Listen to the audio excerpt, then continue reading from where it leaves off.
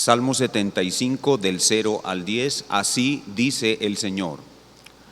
Al músico principal sobre no destruyas, Salmo de Asaf, cántico. Gracias te damos, oh Dios, gracias te damos, pues cercano está tu nombre, los hombres cuentan tus maravillas. Al tiempo que señalaré, yo juzgaré rectamente. Se arruinaban la tierra y sus moradores, yo sostengo sus columnas, Selah. Dije a los insensatos, no os infatuéis, y a los impíos, no os enorgullezcáis, no hagáis alarde de vuestro poder, no habléis con cerviz erguida, porque ni de oriente, ni de occidente, ni del desierto viene el enaltecimiento, mas Dios es el juez, a este humilla y a aquel enaltece. Porque el cáliz está en la mano de Jehová y el vino está fermentado, lleno de mistura, y él derrama del mismo, hasta el fondo lo apurarán y lo beberán todos los impíos de la tierra. Pero yo siempre anunciaré y cantaré alabanzas al Dios de Jacob. Quebrantaré todo el poderío de los pecadores, pero el poder del justo será exaltado. Y todo el pueblo responde, amén. El contexto inmediato de nuestro salmo lo ignoramos, pero al leerlo habla de juicio, del juicio de Dios sobre los malvados y del juicio que debe ejecutar un rey. Vamos de nuevo el verso 2. Dice, al tiempo que señalaré, yo juzgaré rectamente. Este versículo parecería que es Dios hablando en primera persona y que la sección desde el verso 2 al verso 10 fuese Dios quien estuviera hablando. Pero al leer el verso 7 no está en primera persona, sino en tercera persona. Vean conmigo el verso 7. Mas Dios es el juez, a este humilla y a aquel enaltece. Por lo que es muy probable que no sea Dios quien habla en este importantísimo fragmento del Salmo, sino un rey. No Dios directamente, sino un rey, porque a los reyes les corresponde juzgar rectamente, como dice la segunda línea del verso 2.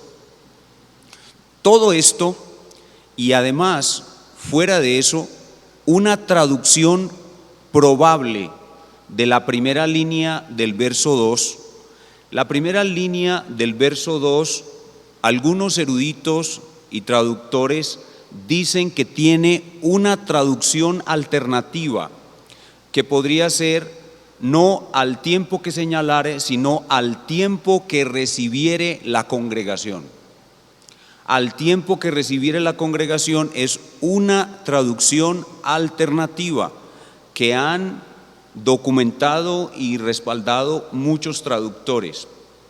Todo esto ha hecho pensar a algunos intérpretes que este salmo no es Dios hablando, sino un rey hablando, y que es muy probable que el que habla sea David, y sea en los días en que David reinaba solo en Hebrón y esperaba recibir toda la congregación de Israel después de vencer al hijo de Saúl y recibir toda la congregación de Israel para juzgarla rectamente.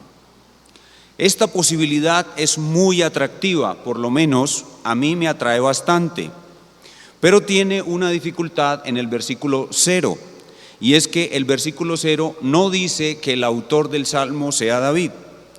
El verso 0 dice que el autor del salmo es Asaf, un levita, cantor, músico y director del coro de los días de David y Salomón. Y esto genera un problema. Pero este problema podría solucionarse diciendo que Asaf escribió pensando en David, algo que no es raro entre los poetas. Dejando a un lado esta dificultad, personalmente me siento muy atraído hacia la posibilidad de que se trate de David cuando reinaba solo en Hebrón y estuviese esperando toda la congregación de Israel para juzgarla rectamente, dejando a un lado esta posibilidad, lo más importante es que aquí tenemos a un rey bueno y justo que espera el tiempo de juzgar con justicia a todos, a sus amigos y sus enemigos.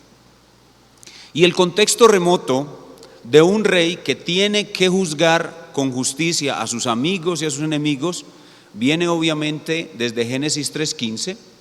En el plan de Dios se estableció una polarización y desde Génesis 3:15 existen los amigos de Dios, los enemigos de Dios, y el rey justo tiene que juzgar a ambos polos, deben ser juzgados por este rey justo.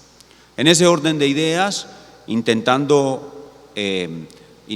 pensar en un contexto inmediato y pensando en un contexto remoto con la polarización que viene de Génesis 3:15, podemos decir que el tema de nuestro salmo es el tiempo de espera de un rey bueno y justo para juzgar con justicia, destruyendo el poderío de los pecadores y exaltando la justicia de los piadosos. El tiempo de espera del rey bueno y justo para juzgar con justicia, destruyendo el poderío de los pecadores y exaltando la justicia de los piadosos. Y el título que le hemos puesto a la enseñanza del Salmo es: el rey espera para juzgar. El rey espera para juzgar. Y en nuestro Salmo vemos tres cosas sobre este asunto. Primero, el tiempo bueno para el pueblo y su rey, versículo 1. Segundo, el tiempo de espera para el rey, versículos 2, 3, y los versos 9 y 10. Y número 3, el tiempo de anuncio del juicio del rey, versículos 4 al 8. Un tiempo bueno, versículo 1, un tiempo de espera, versículos 2, 3, 9 y 10, y el tiempo de anuncio del juicio del rey, versículos 4 al 8. Viajando en la máquina del tiempo, probablemente estamos en el siglo X antes de Cristo, cuando David reinaba solamente en Hebrón. Pero veremos a Cristo en el siglo I y lo aplicaremos a nuestras vidas en el siglo XXI. Veamos en primer lugar el tiempo bueno o de cercanía a Dios para el pueblo y su rey en el verso 1. Dice el verso 1: gracias te damos, oh Dios, gracias te damos, pues cercano está tu nombre, los hombres cuentan tus maravillas. Pueden ver en este versículo claramente que es un tiempo muy bueno para el rey y para su pueblo. Es un tiempo de acción de gracias, gracias te damos, pero también es un tiempo de cercanía con Dios, pues cercano está tu nombre. Es un tiempo para dar alabanzas a Dios. Me gusta mucho este verso porque encaja con esta teoría de que es David reinando en Hebrón.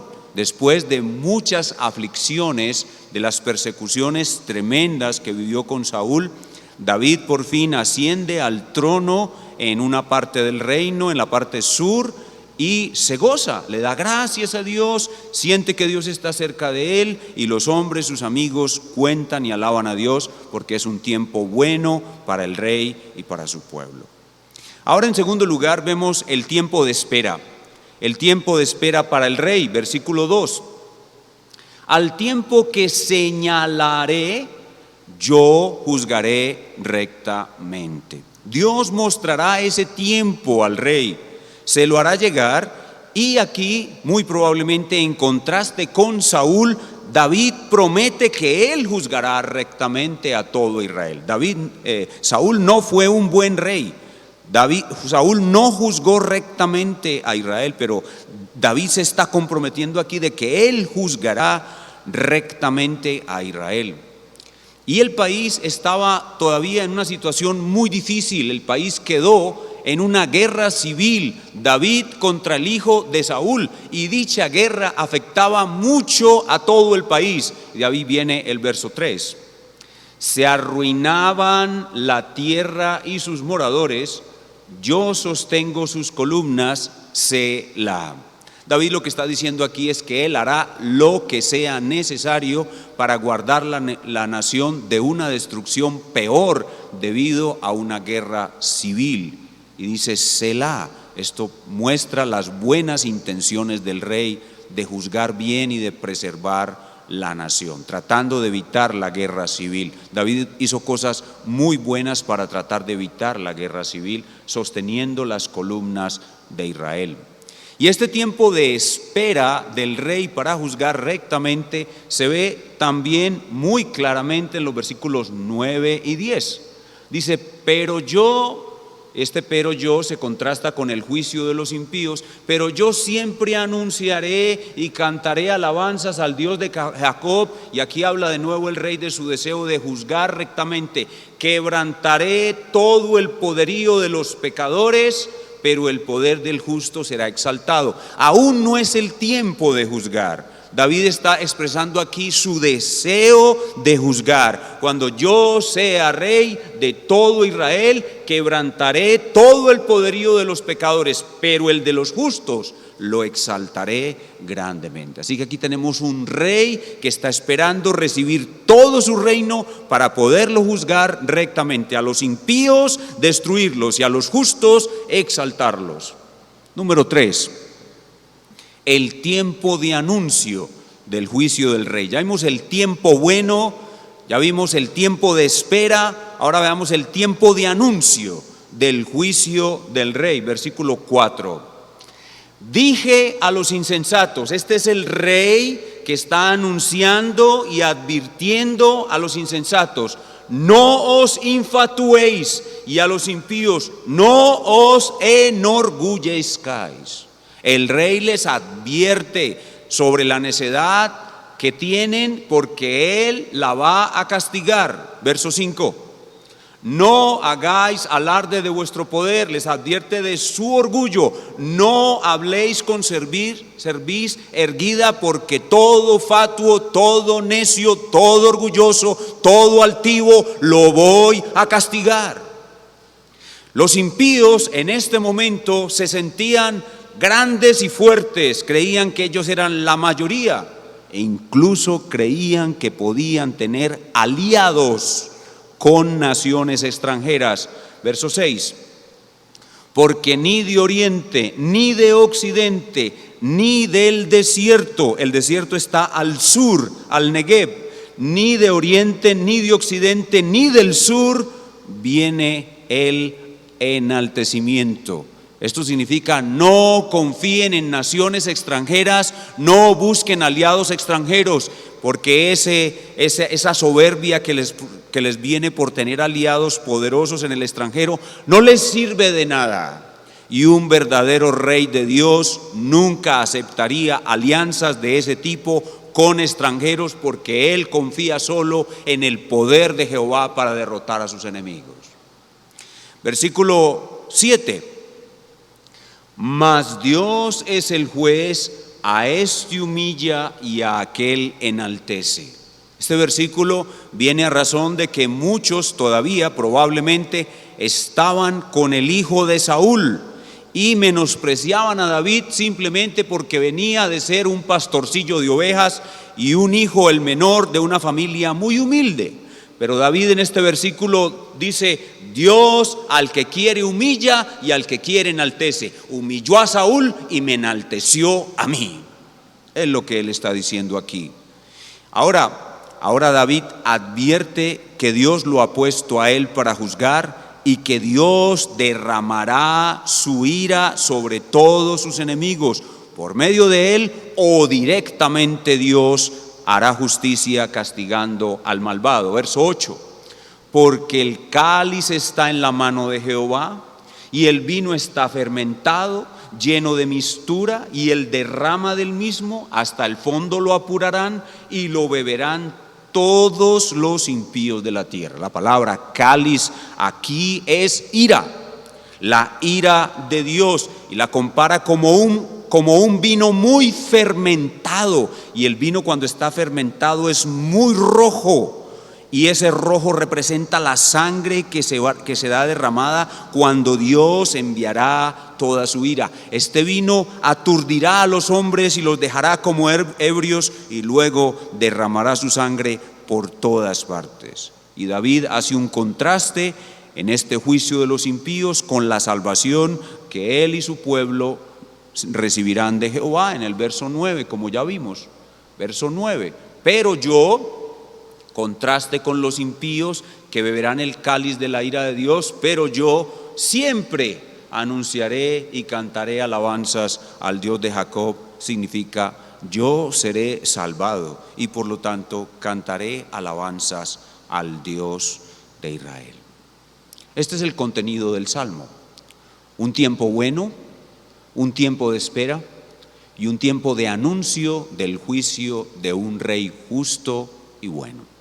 Pudo haber sido David. Creo personalmente que puede tratarse muy probablemente de David cuando solo reinaba en Hebrón, pero no estoy totalmente seguro, nadie puede estarlo, pero es una probabilidad muy atractiva. La pregunta que sigue: ¿dónde está Cristo en este hermoso salmo? Cristo, como David, recibe su reino en dos etapas. David recibió su reino en dos etapas. Primero recibió el reino de Hebrón y luego recibió todo el reino de Israel. Igual que David, Cristo recibe su reino en dos etapas. Con la primera venida, Él recibe el reinado en los corazones de su pueblo. Cristo reina hoy sobre nuestros corazones. Él es nuestro Rey. Él reina en nuestros corazones, pero su reinado es invisible aún. Solamente es visible para nosotros por los ojos de la fe, y nosotros podemos decir que en esta etapa Cristo es el Rey de nuestros corazones, el Rey de la iglesia. Pero Cristo recibirá todo su reino en una segunda etapa, cuando venga glorioso desde el cielo, destruya a todos sus enemigos. El cáliz de la ira de Dios estará en su mano y lo derramará sobre todos los impíos y los hará beber el furor de la ira de Dios, y entonces recibirá su reino completo, así como David recibió a Israel entero en la segunda etapa. Cristo es el Rey bueno y justo, que en este momento está esperando para juzgar con justicia a toda la tierra, para destruir el poderío de los impíos y exaltar el poder de los justos, el cual es la fe. Los justos no tenemos poder alguno, nuestro poder es la fe. Cuando Cristo venga, Él destruirá el poder de los impíos y exaltará el poder de los justos, el cual es nuestra fe. Cristo espera, como en este salmo, porque el día y la hora de venir a juzgar rectamente ni siquiera Él lo sabe, sino su Padre que está en los cielos. Así que Cristo es el Rey que espera para juzgar.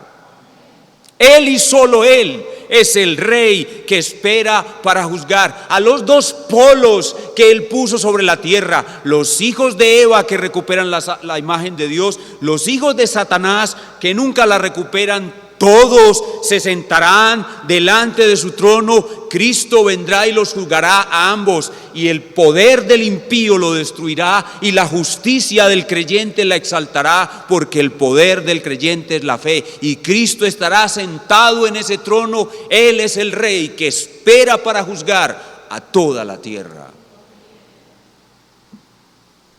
Pero Cristo es el Rey que anuncia hoy su juicio. Aunque nosotros en esta época de evangelismo, en esta época de gracia, le anunciamos a las personas el perdón de los pecados por la muerte de Cristo en la cruz, el evangelio también tiene que contener el juicio de Cristo.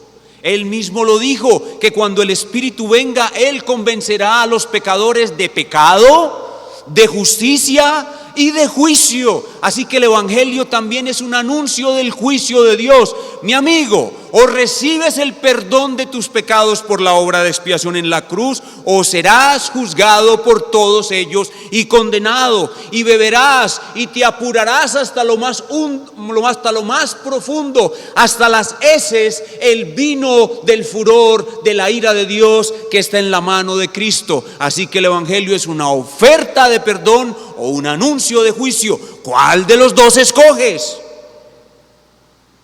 El evangelio es el anuncio del juicio de Cristo. Sí, es el anuncio de su perdón y de su misericordia, porque Él vino en su primera venida no a condenar al mundo, sino que el mundo sea salvo por Él. Pero ese anuncio de perdón también tiene un anuncio de juicio. Versículo 8. Este versículo 8 otra vez está en las palabras de Cristo. Porque el cáliz está en la mano de Cristo y el vino está fermentado, lleno de mistura. El vino lo mezclaban con algo que lo hacía más embriagante, que llaman mistura, y Él derrama del mismo hasta el fondo, hasta las heces, hasta los más pequeñitos gotas que quedan en el fondo de la copa. Lo apurarán y lo beberán. ¿Quiénes? Todos los impíos de la tierra. Cristo juzgará a los dos polos. Versículo 10. Quebrantaré todo el poderío de los pecadores, lo quebrantaré. Así dice Cristo el Señor: quebrantaré todo el poderío de los pecadores. Pero el poder del justo, que es la fe, será exaltado. Estas son palabras de Cristo, no son de nadie más, son palabras de Cristo. Hermanos, glorifico y alabo a Dios por esta exposición del libro de los Salmos. Desde que comenzamos a exponernos al libro de los Salmos, una y otra vez hemos visto lo importante que es el juicio de Dios, el castigo de los impíos, el papel de Cristo como juez, la simetría de Dios, la oración imprecatoria, y eso ha traído mucho balance, mucho equilibrio a nuestra fe. Lo que Dios quiere que cantemos es lo que Dios más quiere que recordemos, y eso es lo que hemos visto una y otra vez en los salmos: el juicio de Dios contra el impío, el castigo de Dios contra el impío, el conocer bien este juicio, el creer este juicio, el esperar este juicio, el autopredicarnos este juicio. Cuando los impíos prosperan, nos va a dar la paz y la confianza que necesitamos para soportar aflicciones mientras este día de juicio llega. Y cuando llegue, será gozo y alegría para nosotros, mas horror y destrucción para los que rechazaron la palabra de Cristo. Así que, hermanos, para nosotros este mensaje es de gozo y debemos anhelar la segunda venida de Cristo, que trae el juicio que aquí se nos anuncia, y debemos trabajar y trabajar todos los días para que Cristo venga pronto. Y a nuestros amigos, el juicio de nuevo está delante de ustedes con gran advertencia. Amigos, teman a Dios, huyan de su juicio que seguro vendrá. Vengan a la cruz arrepentidos de sus pecados y serán salvos del juicio de Cristo, pues Él es el Rey que espera para juzgar. Oremos. Señor, te doy muchas gracias por la exposición del libro de los Salmos. Realmente lo que tú quieres que cantemos es lo que más quieres que recordemos. Nos has mostrado a Cristo por todo el libro de los Salmos y nos has mostrado la polarización que hay en tu plan a lo largo de todo el libro de los Salmos, y nos has mostrado la salvación del creyente y la condenación del impío en tu juicio final. Nos has mostrado el evangelio en el libro de los Salmos, y ahora nuestra fe es más fuerte, más robusta, más simétrica, más equilibrada. Pedimos por la salvación de los elegidos, pero también pedimos por la condenación de los malvados, que tú vengas a hacer este juicio, el cual tú mismo estás esperando, Señor Jesucristo. Estás esperando que el Padre te dé la orden de levantarte para venir a ejecutar este juicio que es el final de tu plan. Dicha para nosotros los creyentes y terror para los que se burlan de tu palabra. Fortalece nuestra fe y salva a los pecadores. Señor, que los pecadores vengan a Cristo confesando sus pecados, arrepentidos y abandonando sus conductas nefandas todos los días de sus vidas, entendiendo que tales maldades los harán beber el cáliz de la ira de Dios, que los pecadores vengan arrepentidos. Señor, te pedimos un avivamiento de salvación en esta ciudad y en las ciudades donde estamos ubicados, para que haya salvación y los pecadores vengan temblando ante tu trono, advertidos de este juicio, confesando sus pecados y abrazando la cruz como su único medio de salvación. Concédenos eso, Padre Dios, te lo pedimos en el nombre de Cristo. Amén.